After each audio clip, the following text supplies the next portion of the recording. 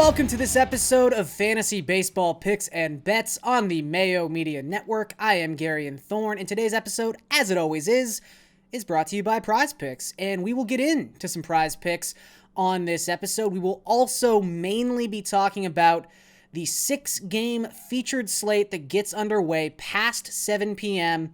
over at DraftKings for Saturday, May the 1st. We are through with April. We have a full sample size of statistics to start using. I'm excited. You guys are excited because you wouldn't be watching this video unless you were a diehard baseball fan or DFS player. But either way, it's going to be a good day. I feel good about this slate. But as I mentioned, before we get into that 6-gamer, let's talk about a little bit of the afternoon action. There's 7 games taking place, at least on the DraftKings featured slate for the afternoon on Saturday. Let's talk about a couple of those matchups in our Prize Picks section. Want to remind you guys, if you've not signed up for Prize Picks, please do so. And as you do so, and as you make your first deposit, use the promo code MMNMLB and have that first deposit matched up to $100. All right, we are going to start things off with someone who is red hot and an over-under prop that I thought would be a little bit higher, if we're being perfectly honest. Giancarlo Stanton, 7.5 fantasy points in his matchup with the Tigers and Spencer Turnbull. I don't really mind Spencer Turnbull. He's not bad, but right now the Yankees are starting to find themselves, and Stanton in particular is just... It seems like he's impossible to get out of the plate right now. He comes into Saturday's slate with 4 multi-hit games consecutively, and he's also riding a 9-game hit streak overall. This is someone who, even when he was quote-unquote slumping at the start of the season, was 100th percentile average exit velocity. So it doesn't take too long for Stanton to find his groove. And right now, he's batting second in this Yankee lineup. He probably gets 5 plate appearances against the Tigers in this matchup. He's just hitting too well for me to not take the over in this spot. I really thought it'd be 8.5, maybe even 9. That's about the biggest number we tend to see at Prize Picks. But yeah, 7.5. So I will take the over. Opposite direction, also afternoon slate, Cleveland against Chicago. The return of Lance Lynn. He is coming off the IL, had a bit of a back issue. He's going to start this game for the White Sox. Lance Lynn's good. I know sometimes people have a bit of hesitation about using a guy coming off the IL. He looked marvelous his first 3 starts of the season. All the numbers, all the advanced numbers look fantastic. And I'm going to pick specifically on Eddie Rosario. Not a great start to 2021 for Eddie Rosario. I guess there's a reason the Twins got out when they did. It's kind of funny, actually. Rosario really making his fantasy impact right now, stealing bases. He's got 5. That's not really what Eddie Rosario is known for. He's kind of known for hitting, 260 with 25 to 30 home runs. The power numbers have been bad. In fact, coming into Friday, dating back to April 14th, so that's a span of 52 plate appearances for Eddie Rosario, he had 2 extra base hits, an isolated power of .059, and a strikeout to walk ratio of 13-1. He has been bad the last 2 weeks. And even for the season as a whole, he's got a .266 WOBA. That is among the worst qualified marks in all of baseball. So right now, with Rosario especially kind of dropping down in that Cleveland batting order, this is a tough matchup. He's in a funk. I don't think he gets over 6 fantasy points because unless he drives someone in or scores a run, he's going to have to get multiple hits to get there, and I just don't trust him to do that right now. So over 7.5 for Giancarlo Stanton, under 6 for Eddie Rosario, and now let us get to that 6-game featured slate on DraftKings. Again, this gets going at 7 o'clock Eastern time, so tons of time to set some lineups, and this is a really fun slate. It's not uncommon to like the top-end pitchers on a slate, but I will say this season there's been some weird pricing. There's been some pitchers at the top end where I have absolutely no part of my body is enticed by using some pitchers who have been priced over $8,000, even $9,000 on particular slates so far this season.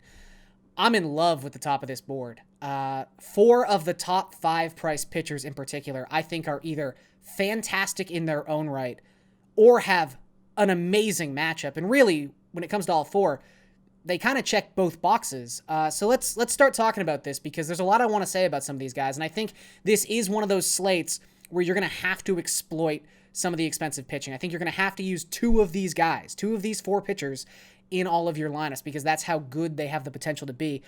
No surprises off the top. We've got a pitching matchup, a great pitching matchup between the Dodgers and the Brewers. Brandon Woodruff, who is $10,100, up against Dustin May, who is $9,800.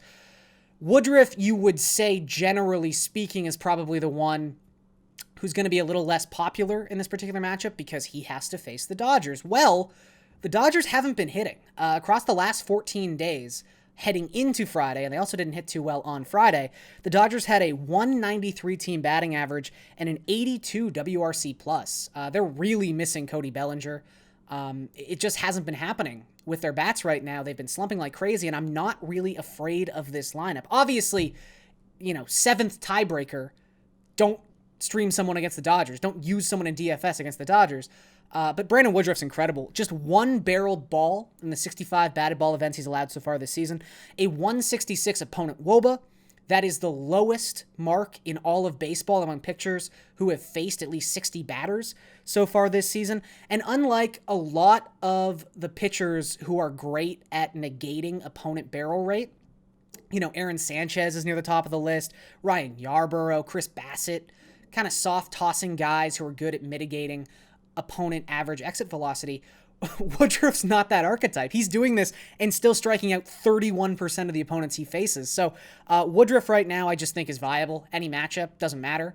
He is someone you can use on any slate because he is pitching lights out across his last four starts. And then on the other side, we won't spend too much time on Dustin May because I did talk a lot about him after his first start of the season. And the thesis statement there was, are the swings and misses we saw against the Oakland Athletics, is that going to be real? Is that going to be something that Dustin May can carry over? Because the big question mark with May after his rookie season was, okay, this guy throws 99 and paints the corners. Why can't he get more swings and misses? What's going on?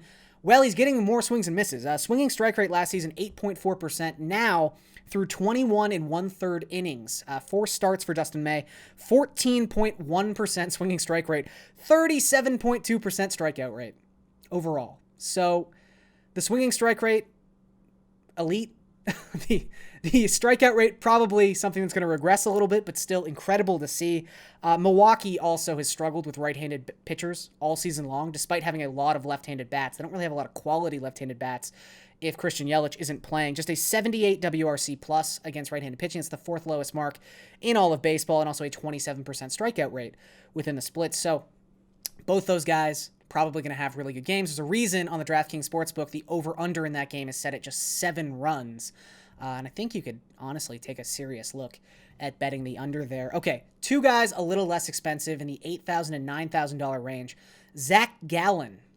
Ooh, Zach Gallen's in a great spot on Saturday. He is $8,900. You'll remember Zach Gallen was the guy who almost threw a no-hitter in 7 innings right before Madison Bumgarner threw a no-hitter in 7 innings. 1 hit, no earned runs last time out against the Atlanta Braves. So a pretty good offense that he was facing. And Gallen's just been getting better and better and better since coming off the IL. He's made 3 starts, 16.2 innings pitched, 20 strikeouts, and a 2.52 expected ERA so far this season. And you know the drill at this point. Colorado on the road. They are dead last in baseball in that split, in isolated power, in WOBA, in WRC+. If the Rockies aren't at Coors Field, anyone is viable against the Rockies. And if that anyone is Zach Gallen, then you're going to want to invest heavily in Zach Gallen. So I actually think, including the price point, Gallen might be my favorite pitcher on this slate. I just think he's in that good a spot. The 4th guy I wanted to talk about, Eduardo Rodriguez, I think he has the chance to go a little bit under the radar just because Woodruff, May, and Gallen are in such obviously great spots or are obviously great pitchers.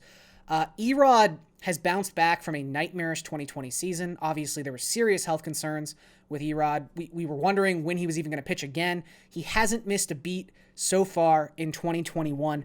2.48 expected ERA, a 29.2% strikeout rate so far this season.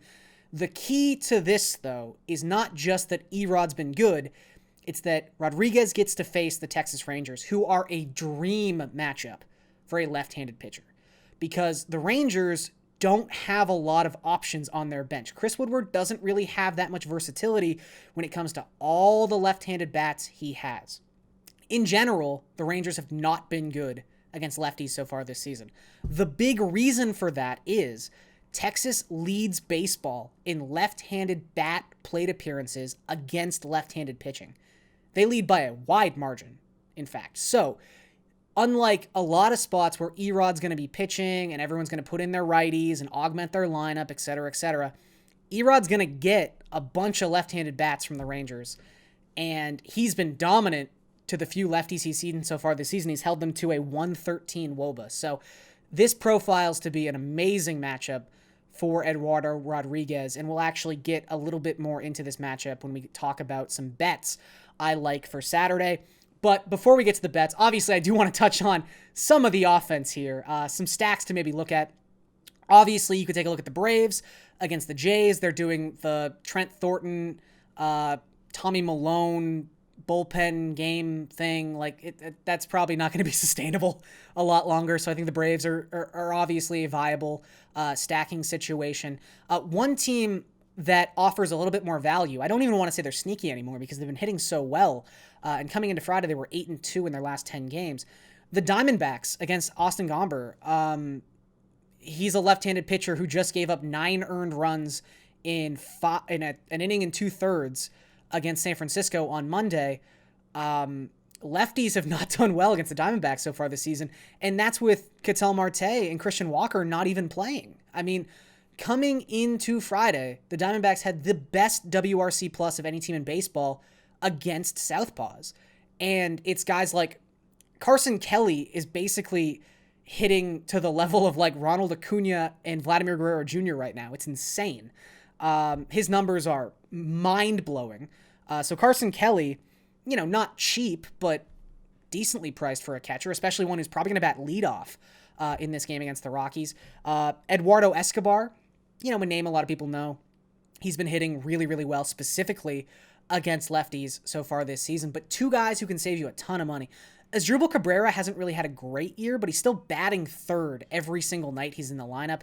He's obviously a switch hitter, so you're not going to get him in a bad-handedness matchup on this slate.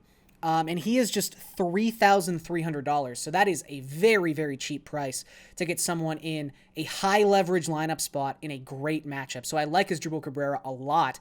And then, Wyatt Matheson, it's not a name I knew 3 weeks ago, I'll be honest with you guys, but he's $3,600. Hasn't looked great so far at the major league level, but he hit 5th the last time the Diamondbacks faced a lefty. And right now I just want to stack elements of this lineup. They're hitting so well the past 2 weeks. He's just $3,600 and is eligible at a couple different positions, so you can kind of move him around. Same with Cabrera and same with Eduardo Escobar, actually. So there's a lot of versatility with this stack, and this is a stack that can also save you a bit of money. All right, before we get out of here, we're going to talk some bets over at the DraftKings Sportsbook, and as I mentioned, we're going to go back to this Texas-Boston game. Boston is a heavy favorite on the road on the money line, so I don't want to really look at the money line. I would say the bet that I've kind of zeroed in on here is Texas's team total is set at 3.5. The under 3.5 is -118. This isn't just a play about Erod, who again has pitched great so far this season, is in a great spot against Texas, who use a ton of left-handed bats against left-handed pitchers. But Boston's bullpen has been amazing. They actually came into today with a 3.08 FIP, the third best mark in all of baseball. So you've got a starting pitcher in a great spot. You've got a team that's been underwhelming offensively anyway. And you've also got an organization with a great bullpen. So I think it's going to be a struggle for Texas to score 4 runs in this game. I will take the under at -118. And then Arizona, again, heavy home favorite in this sense. Let's take them on the run line. I haven't played a lot of run lines so far this year. I'm going to try it on Saturday. So Arizona minus a run and a half is plus money. It's plus 114. Again, they've got the handedness split with their offense. They've crushed lefties so far this season. Gomber's struggling. And then, you've got Zach Gallen, who's just one of the best pitchers in baseball, one of the best pitchers in the National League, let's say, when he's healthy. And it looks like he's healthy right now. So I like the Diamondbacks a lot on tomorrow's slate, on Saturday's slate.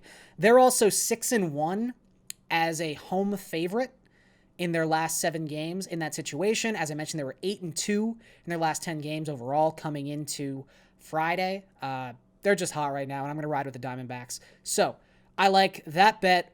Diamondbacks on the run line at plus money. That is plus 114 on the DraftKings Sportsbook. And that's going to do it for this episode of Fantasy Baseball Picks and Bets presented by Prize Picks. I am Garion Thorne, and I will catch you guys next time.